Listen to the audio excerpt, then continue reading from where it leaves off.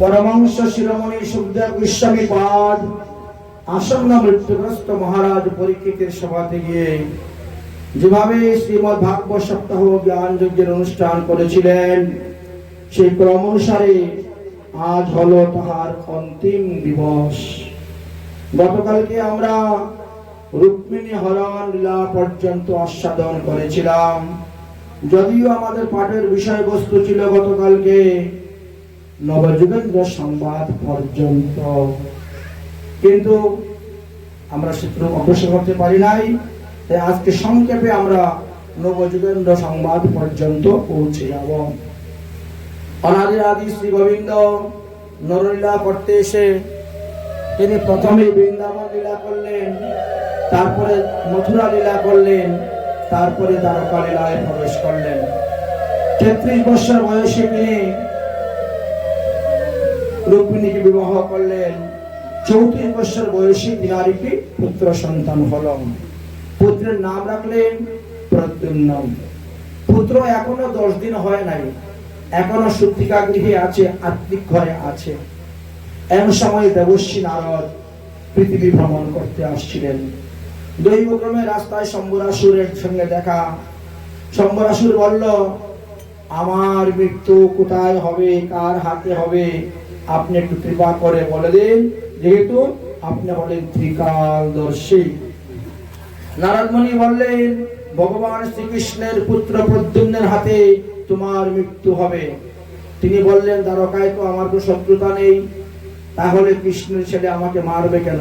বলে, এই জন্মের শত্রুতা নয়, পূর্ব জন্মের শত্রুতা। তিনি ত্রিকালদর্শী, তো সবকিছু বলতে পারেন। পূর্ব জন্মে তোমার সঙ্গে তার শত্রুতা ছিল। এই যে প্রদ্যুম্ন, তিনি ছিলেন কামদেব।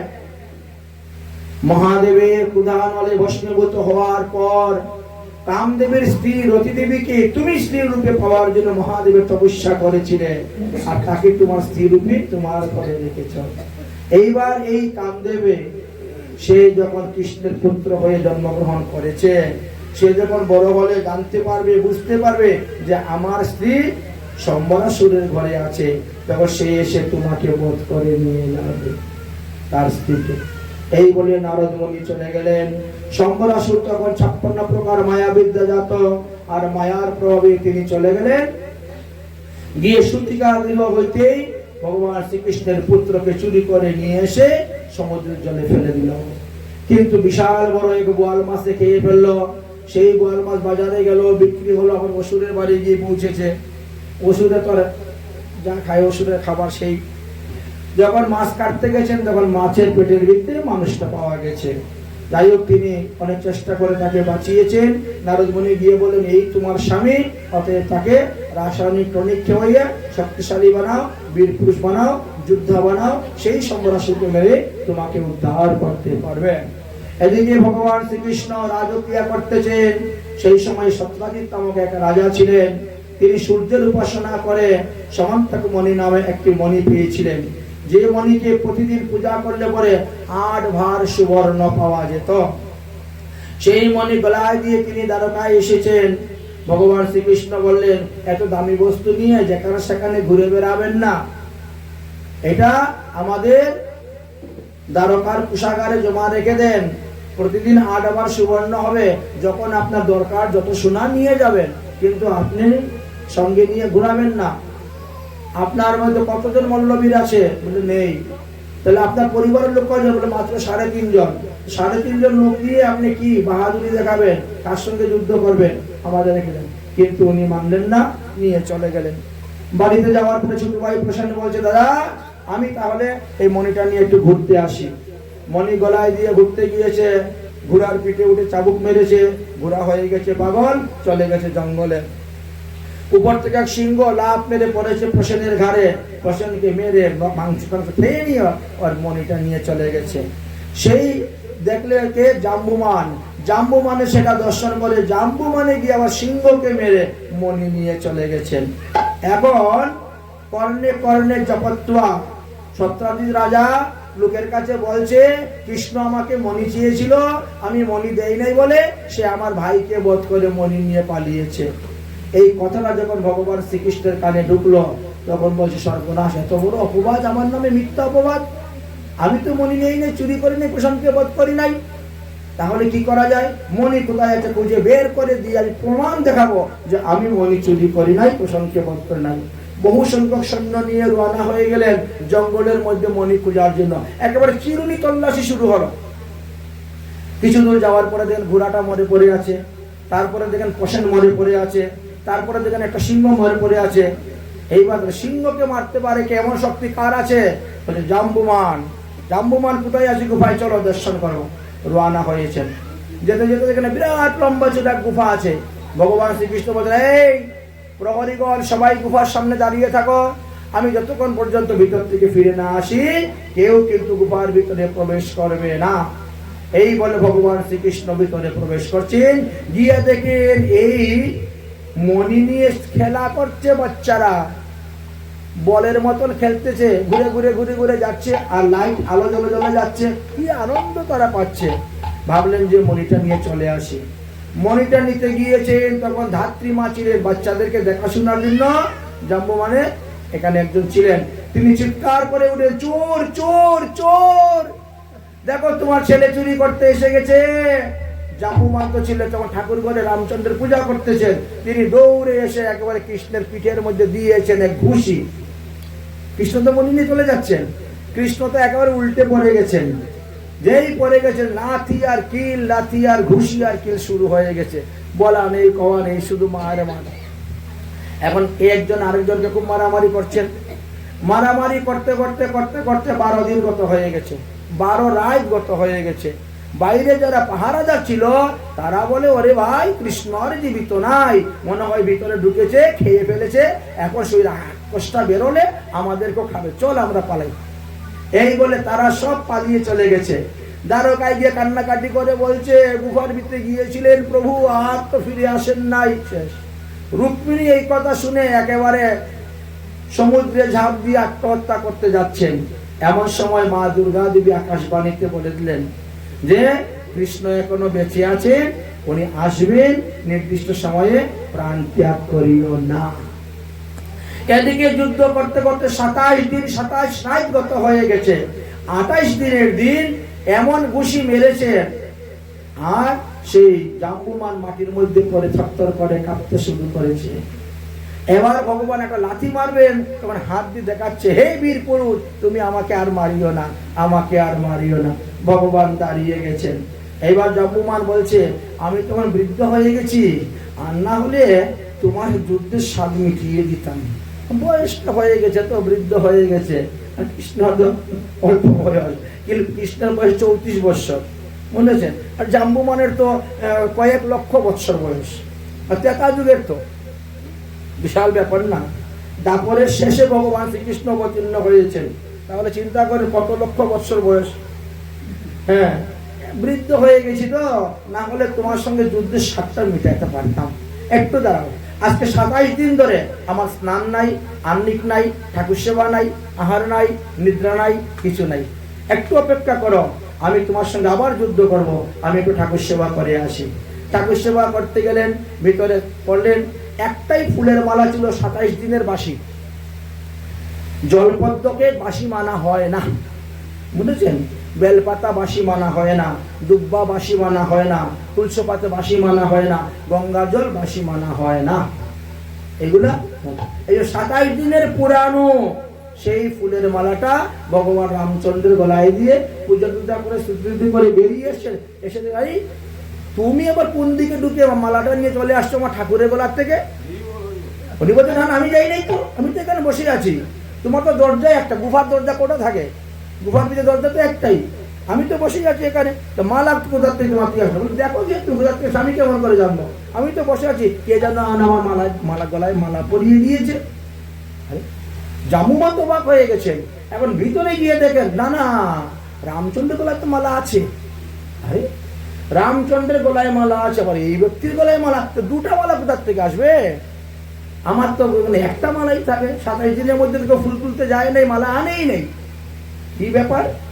তাহলে ইনি আর ইনি পার্থক্য। দেখতে দেখতে এখন দেখে ভিতরে রামচন্দ্রের গলায় আর মালা নাই। তখন মনে মনে সন্দেহ হলো, তাহলে কি ভগবান রামচন্দ্র কি আমাকে পরীক্ষা করার জন্য এইরকম রূপ ধারণ করে এসেছে? একটু ভিতরের টনক নড়ল। এইবার 2 হাত জোর করে সামনে গিয়ে বসলেন, বসে প্রার্থনা করলেন, পরিচয় জানলেন। তখন বুঝতে পারলেন, বাস ভগবান শ্রীকৃষ্ণ সমস্ত ঘটনা খুলে বললেন, আমি কেন এসেছি মণিটা নেওয়ার জন্য। আমার নামে মিথ্যা কলঙ্ক হচ্ছে, তো এই কলঙ্কটা দূর করার জন্য এই মণিটা নিয়ে আমি দেখাইবো। দেখানোর পরে সত্যজিৎ রাজাকে বলবো, যাও জাম্বুমানের কাছে আসে নিয়ে আসো। জাম্বুমান বলছে, মণি আমার দরকার নাই, আমি আপনার কাছে কি করবো, আমার মেয়েটা আপনার কাছে বিয়ে দিব, আর যৌতুক রূপে মণিটা আপনাকে দান করে দিব। মণি আর আমাকে দেওয়ার দরকার নেই। ভগবান শ্রীকৃষ্ণ বলছেন, বিয়ে তো এই সময়ে করা যাবে না। কেন? কারণ আমার একজন রানী আছে, প্রথম রানী। আমাদের ক্ষত্রিয়দের নিয়ম আছে, একবার বিবাহ হয়ে গেলে প্রথম রানী, বড় রানীর অনুমতি ছাড়া দ্বিতীয় কাউকে স্ত্রীর মর্যাদা দেওয়া যাবে না, স্ত্রীর আসনে বসানো যাবে না। অতএব আমাকে দ্বারকায় যেতে হবে, অনুমতি নিয়ে আসতে হবে, তারপরে বিয়ে। এতক্ষণের সময় তখন জাম্বুবতী এসে ভগবান শ্রীকৃষ্ণের চরণে পড়ে গেল। আর জি হামারি অগবর জি তোমারি, হে নন্দন নন্দন বাকি বিহারি। আর জি হামার জি তোমারি, हे नंदन बाके बिहारी।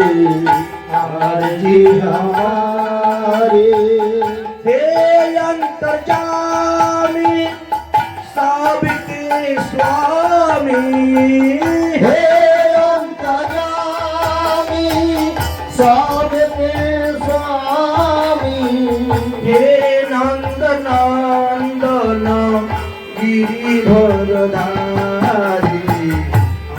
जी हमारी मर्जी तुम्हारी, हे नंदन नंदन वाले बिहारी। आरजी हमारी मर्जी तुम्हारी, हे नंदन नंदन बिहारी। हे अविनाशी घट घट के वासी, हे अविनाशी घट घट के वासी, हे नंद नंदन बाके बिहारी। हे नंद नंदन बाके बिहारी। मर्जी तुम्हारी, हे नंदन नंदन बाके बिहारी। आरजी हमारी। ভক্তের ভক্তি দেখে সব নিয়ম সব গুলিয়ে গেছে। ভগবান যখন রাজি হয়ে গেলেন বিয়ে করতে, সেখানে বিবাহ করে আর জাম্বুবতীকে নিয়ে চলে আসলেন, মণি নিয়ে আসলেন। সত্যজিৎ রাজাকে নিমন্ত্রণ দিলেন, আরো আরো অনেক রাজাদেরকে নিমন্ত্রণ দিয়ে সবার সামনে রাজসভা করে বললেন, দেখো আমার নামে কত বড় মিথ্যা বদনাম দিয়েছে, দেখো আমি তার ভাইকেও মারি নাই, আমি তার মণিও চুরি করি নাই। এই মণি এই ঘটনা হয়েছে, এইভাবে করতে করতে আমাকে এখন বিয়ে করে মণি আনতে হয়েছে। বলেছেন, এই নেন আপনার অহংকারের মণি বলে দিয়ে দিয়েছেন। সত্যজিৎ রাজা মাথা নত করে মণি নিয়ে চলে গেলেন। চিন্তা করলেন, কৃষ্ণের চরণ যে অপরাধ হয়েছে আমার, এই অপরাধ থেকে মুক্তি পাওয়ার কি উপায় আছে? তাহলে কাজ করব, আমারও তো মেয়ে সত্যভামা বড় হয়েছে, সত্যভামাকে বিয়ে দিয়ে দিব, আর যৌতুক রূপে মণিটা দিয়ে দিব।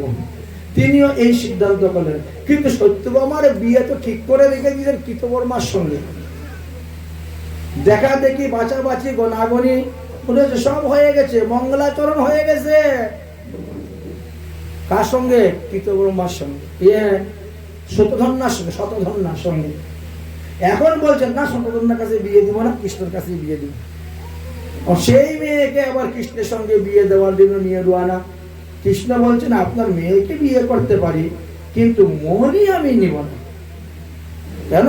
এই মণির থেকে আমার এত বড় কলঙ্ক হয়েছে, আর সেই মণি আমার ঘরে রাখবো না। তিনি বললেন যে আমি তো মণিটা দ্বারকায় গচ্ছিত রাখতে চাই। না, এখন হবে না। শাস্ত্রে একটা কথা আছে, যাদের পুত্র সন্তান নাই, পুত্র সন্তান যার নাই, তার যদি কোনো ধন থাকে, সেই ধনের অধিপতি তার মেয়ের ঘরের নাতি হয়। তোমার তো আর কেউ নেই, তোমার মেয়ের দিকে যে নাতি হইবে, তুমি যখন নাতি মুখ দেখতে আসবে, তখন তোমার নাতিকে দান করে দিও মলিটা। নাতি মুখ দেখার সঙ্গে সঙ্গে জন্ম থেকে আরম্ভ করে এই পর্যন্ত যত পাপ করতে সব পাপ শেষ। সাধারণ ব্যাপার না নাতি মুখ দেখা, বুঝলেন? বিশাল পুণ্য ফল আছে নাতি মুখ দর্শন করা। ঠিক তেমনি ভাবে পুত্র মুখ দর্শনের মহিমার কথা বর্ণন করে গিয়েছেন।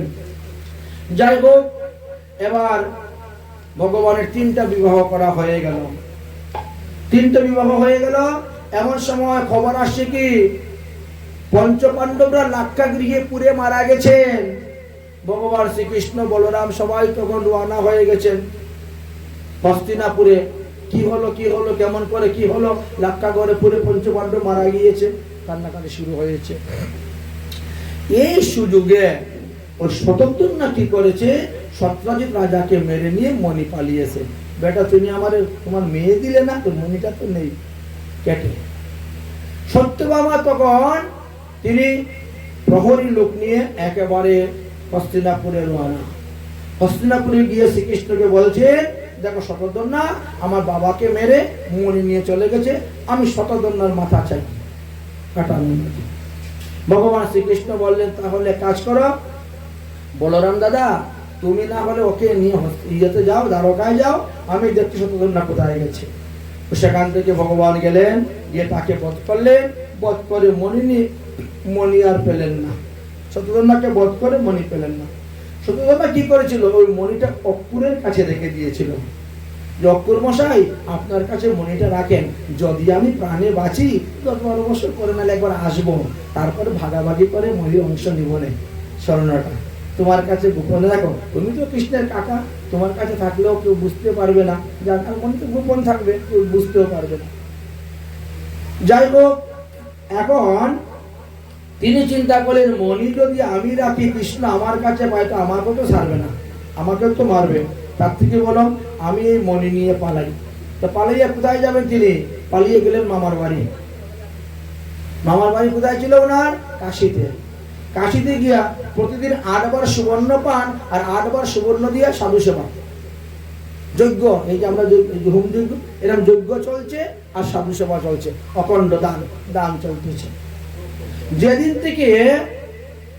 থেকে অক্ষর দ্বারকার থেকে চলে গেল, সেদিন থেকে দ্বারকার মধ্যে নানা রকম রোগ সুখ ব্যাধি অমঙ্গল শুরু হয়ে গেছে। এখন দ্বারকাবাসীরা বলছেন, অক্ষর হলো সফলকের পুত্র, তার বাবা বিরাট বড় ধার্মিক ছিলেন, ধার্মিকের পুত্রের শরীরে তো কিছুটা ধর্ম অবস্থান করে, সে চলে গেছে বলেই দ্বারকায় অমঙ্গল। অতএব অক্ষরের 1000 অপরাধ ক্ষমা করে দিয়ে তাকে নিয়ে আসতে হবে। ভগবান শ্রীকৃষ্ণ বলে, খবরদার, ওকে কিছু বলবি না, যত অপরাধ করুক না কেন সমস্ত অপরাধ ক্ষমা করে নিয়ে আসে। আচ্ছা ঠিক আছে। কৃষ্ণ তখন কি করলেন, রওনা হলেন, আবার আসলেন, এসে উপস্থিত হলেন কাশীতে। বললেন, কাকাজি, আপনাকে তো একবার মণি নিয়ে যেতে হবে, গিয়ে দেখাতে হবে যে মণিটা আমার কাছেই আছে। তখন অক্রুর গেলেন, নিয়ে মণি দেখাইলেন। এবার ভগবান শ্রীকৃষ্ণ গর্গাচার্যকে জিজ্ঞাসা করলেন যে আমার উপর এত বড় মিথ্যা কলঙ্ক কেন লাগলো? বললেন যে ভাদ্র মাসের কৃষ্ণপক্ষের চতুর্থীতে তুমি চন্দ্র দর্শন করেছ, এই জন্য তোমার কলঙ্ক লেগেছে। কারণ হয়েছে ওই দিবসে চন্দ্র দেবগুরু বৃহস্পতির স্ত্রী তারাকে হরণ করেছিল। অতএব যে ব্যক্তি ওই দিন চন্দ্র দেখবে আকাশের, তার নামে কলঙ্ক লাগবেই লাগবেই লাগবে, এটা নিয়ম। বিনা কারণে কলঙ্ক লেগেছিল। যাই হোক, অতঃপর ভগবান শ্রীকৃষ্ণ চতুর্থ বিবাহ করলেন কালিন্দীকে, পঞ্চম বিবাহ করলেন রাজাদি দেবীকে, পিসিমার ঘরের বোনকে মিত্রবৃন্দাকে বিবাহ করলেন 5 নম্বর। 6 নম্বরে আরেকটি বিবাহ তিনি করলেন ভদ্রাকে, 7 নম্বরে বিবাহ করলেন সত্যাকে, 8 নম্বর বিবাহ করলেন নাগনাজিতাকে। ভগবান শ্রীকৃষ্ণের অষ্টপাটরানী ভৈষ্মী জাম্বুবতী সত্যভামা ভদ্রাশ্চ লক্ষ্মণা নাগনাজিতা কালিন্দা মিত্রাবিন্দা চৈতি অষ্টপাটরানী। ভগবানের 8জন পাটরানী হয়ে গেলেন। এইবার ইন্দ্র এসে বলছেন, নরকাসুরের অত্যাচারে আমরা থাকতে পারতেছি না। নরকাসুর আমার নন্দন কানন দখল করে নিয়েছে, আমার মায়ের কানের কুণ্ডল চুরি করে নিয়েছে, বরুণ দেবের ছত্র চুরি করে নিয়েছে, এইরকম নানা প্রকার অত্যাচার করতেছে। এই নরকাসুরের প্রতিজ্ঞা, এক দিবসের মধ্যে তিনি 16,100টা বিবাহ করবেন। 21,000 কন্যাকে বিবাহ করবেন বলে তিনার প্রতিজ্ঞা। আর এইভাবে বিভিন্ন জায়গা থেকে ক্ষত্রিয় কন্যাদেরকে ধরে ধরে এনে এনে 16,100টা জমা হয়ে গেছে তার কারাগারে। একদিনে বিবাহ করবে। অতএব তুমি এই অসুরকে সংহার করো, না হলে আমরা স্বর্গে শান্তি মতে থাকতে পারছি না। অতঃপর ভগবান শ্রীকৃষ্ণ কি করলেন, তিনি গেলেন এবং তার সঙ্গে যুদ্ধ করলেন, যুদ্ধ করে তাকে বধ করলেন। তাকে বধ করার পর যে কারাগার থেকে 16,100 জন এই ক্ষত্রিয় কন্যাগণকে উদ্ধার করলেন। উদ্ধার করে বললেন, যাও তোমরা নিজ নিজ বাড়িতে যাও। তারা বলল, আমরা গেলে পরে কোনো পুরুষ আমাদেরকে বিবাহ করবে না। অতএব তুমি জানো আমরা কি আছি, কেমন আছি, সতী অসতী, অতএব তুমি একমাত্র আমাদেরকে বিবাহ করলে আমরা প্রাণে বাঁচবো, না হলে আমরা আত্মহত্যা ছাড়া আর কোনো উপায় নেই। ভগবান শ্রীকৃষ্ণ তখন তাদেরকে বিবাহ করলেন। এইভাবে ভগবান শ্রীকৃষ্ণের 16,108টা বিবাহ হয়ে গেল। এবার ভগবান শ্রীকৃষ্ণের ঔরসে প্রত্যেকটি স্ত্রীর গর্ভে 10টা করে পুত্র সন্তান, 1টা করে কন্যা সন্তান। এইভাবে ভগবানের 1,61,080টি পুত্র সন্তান জন্ম হলো। এদিকে 18 বৎসর পার হয়ে গেছে। আর তাই ওই যে প্রথম পুত্র যে ছিল প্রদ্যুম্ন, সেও বড় হয়ে গেছে, শম্বাসুরকে বধ করেছে। আর বধ করে তিনি তিনার স্ত্রী নিয়ে বাড়িতে এসে উপস্থিত হয়ে গেছে। এইবার কৃষ্ণ, উদ্ধব আর প্রদ্যুম্ন 3 জনকে দেখতে একই রকম চেহারা। এই 3 জন যদি একসঙ্গে চলে, তাহলে কে উদ্ধব আর কে কৃষ্ণ আর কে প্রদ্যুম্ন, চিনা বোঝা বড়ই ভার। যাই হোক, দেবর্ষী নারদ মনে মনে চিন্তা করলো, মানুষের একটার জায়গায় 2টা বউ হলে কি অশান্তি ঝগড়াঝাটি। আর ভগবানের 16,108 বিবাহ করে 1,61,080টা পুত্র আর 16,108টা কন্যা, এত বড় সংসার চালান কেমন করে, দেখে আসি তো। আর ভগবানকে দেখতে গেলে তো খালি হাতে যেতে নাই। তাই তিনি পারিজাত বৃক্ষের একটা ফুল নিয়ে আসলেন, এনে কি করেছেন, শ্রী গোবিন্দকে দিয়েছেন। ভগবান পারিজাত বৃক্ষের ফুল নিয়ে ঘ্রাণ নিলেন, নিয়ে রুক্মিণীকে দিয়ে দিয়েছেন। রুক্মিণীকে যখন দিয়েছেন, তখন দেবর্ষী নারদ বলছেন, অগো রুক্মিণী, তোমার মতো ভাগ্যবতী পৃথিবীতে কেউ নাই। মানে এই ফুল তো এই দেশে নাই, পৃথিবীতে নাই, স্বর্গে তো। আর তুমি পেয়েছো, গোবিন্দ তোমাকে দিয়েছেন। তুমি এই ফুল যতদিন রাখবে, ততদিন তোমার রোগ সুখ ব্যাধি হবে না। 1 বৎসরের মধ্যে এই ফুল মলিন হবে না। 1 বৎসর পরে এই ফুলটা আবার চলে যাবে স্বর্গে। পৃথিবীতে 1 বৎসর থাকবে এই ফুলটা। আচ্ছা, আর তোমার যেরকম গন্ধ নিতে চাও, এই ফুল থেকে সেরকম গন্ধ নিতে পারবে। তুমি যেরকম কাপড়ের রং পরিবর্তন করতে চাও, ওই ফুলকে বললে, এই ফুল আমার শাড়িটা যেন নীল হয়ে যায়, নীল হয়ে যাবে, লাল হয়ে যায়, লাল হয়ে যাবে। এইরকম ভাবে তোমার 1 বৎসরের মধ্যে রোগ সুখ ব্যাধি হবে না, কোনো কিছু হবে না। অনেক মহিমার কথা বললেন। আর এইভাবে মহিমা বললেন, বলে টলে তো তিনি চলে গেছেন। সেখানে ছিল সত্যভামার 2 জন দাসী। সত্যভামার 2 জন দাসী শুনে গিয়ে বলছে, ওগো সত্যভামা, কৃষ্ণ শুধু মুখে মুখে বলে তোমাকে ভালোবাসে, কিন্তু আজকে দেখলাম রুক্মিণীকে ভালোবাসে। দেবর্ষী নারদের দেওয়া পারিজাত ফুলটা রুক্মিণীকে দিয়ে দিয়েছে। এই কথা শুনে তো সত্যভামার গাল ফুলে গেছে। একদম কালা কাপড় একটা পরে অলঙ্কার টলঙ্কার খুলে দিয়ে মাটিতে পরে কান্না শুরু করে দিয়েছে। রাজ দরবারে সংবাদ গিয়ে পৌঁছে গেল যে সত্যভামা কূপ ভবনে পরে কান্না করতেছে। উগ্রসেন বলছেন, ব্যাপারটা কি বুঝতে পারলাম না। যাও যাও কৃষ্ণ, তোমাকে আর রাজকার্য করতে হবে না, যাও গিয়ে দেখো তো কেন কান্না করতেছে, কি ব্যাপার। গিয়ে উপস্থিত হলেন ভগবান শ্রীকৃষ্ণ। ওগো সত্যভামা, তোমার কি হয়েছে, কেন কান্না করতেছ? কোনো উত্তর নাই। পিঠের মধ্যে হাত বুলাচ্ছেন, ওগো প্রিয়তমা, তোমার কি হয়েছে, কেন কান্না করতেছ? হ্যাঁ, আমি কি তোমার প্রিয়তমা নাকি? তোমার প্রিয়তমা তো রুক্মিণী, যাও ওর কাছে, আমার কাছে কেন এসেছো? কেন, কি হয়েছে, ঘটনা কি? এই যে দেবশ্রী নারদের দেওয়া ফুলটা তুমি ওকে দিয়ে দিলে, আমাকে দিলে না। ভগবান বলে, আমি এই জন্য রাখবো, তুমি যদি চাও আমি তো একদম স্বর্গের থেকে গাছ এনে তোমার ঘরে দরজার সামনে লাগিয়ে দিতে পারি।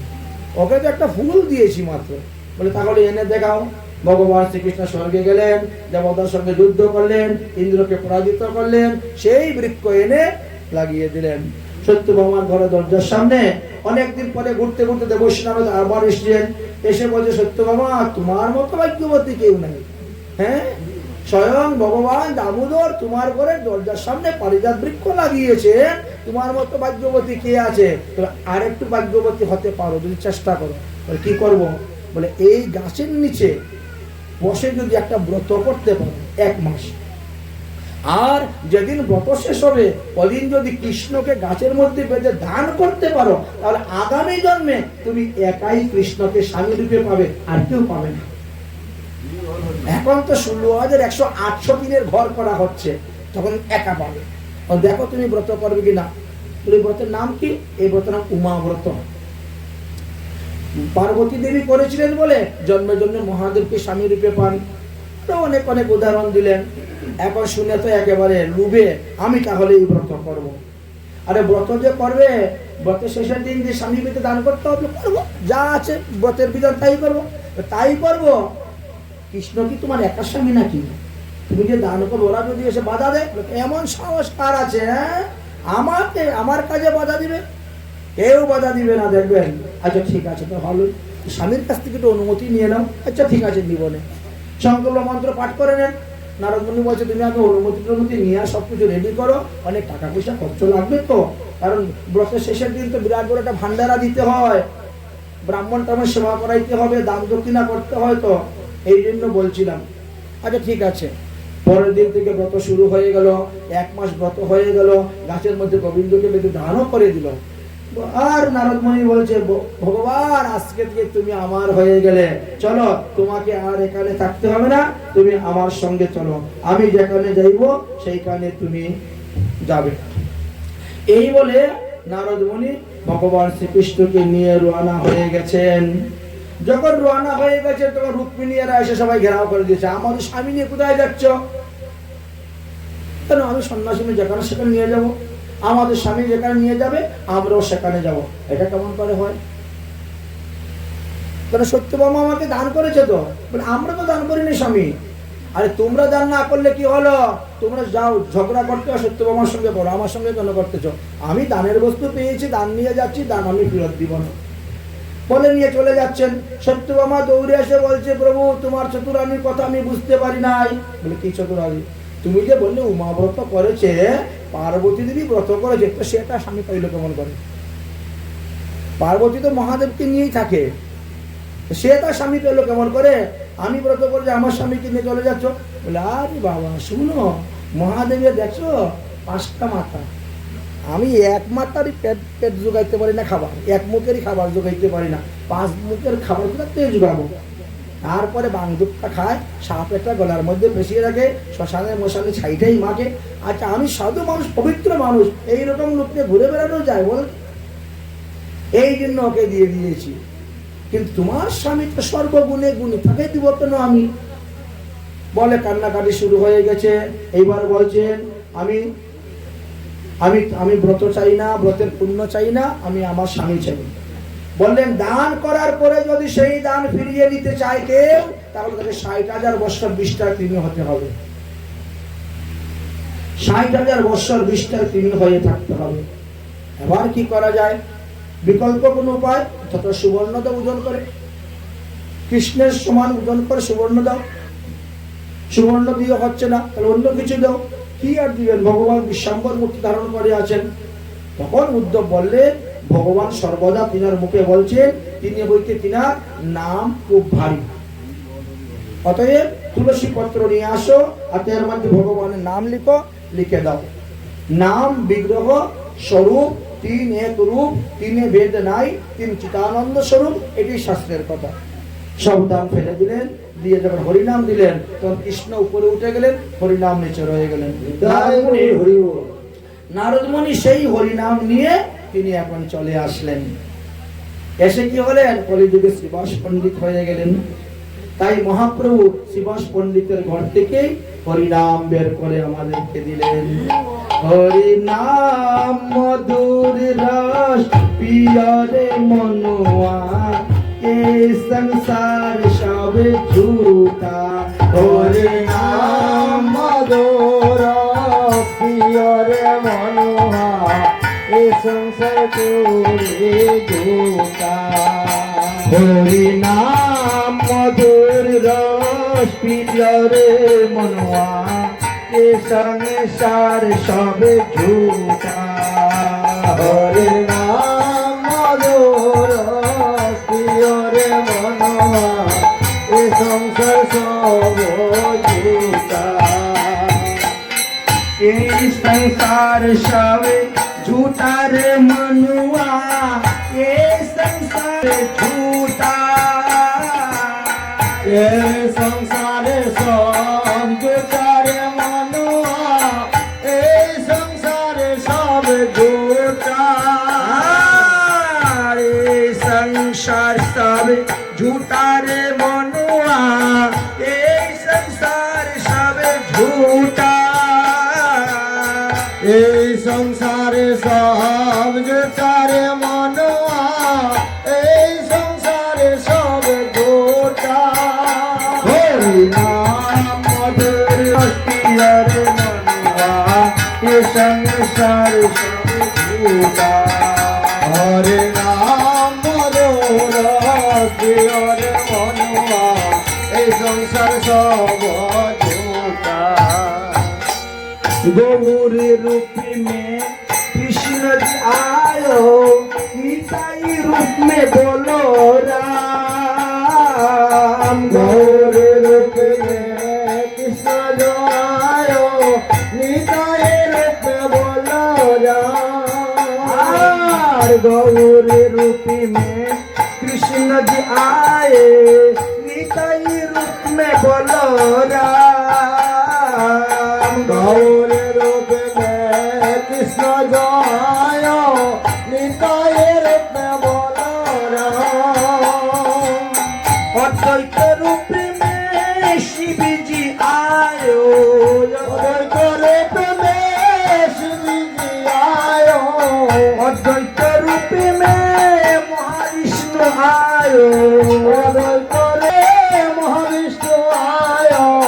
लेके होरी नाम रे मनुआ, ये संसार सब झूठा। होरी नाम रे मनुआ, ये संसार सब झूठा। गदाधर रूप में राधा रानी आए, श्रीवास रूप में नारद जी। गदाधर रूप में राधा रानी आए, श्रीवास रूप में नारद जी।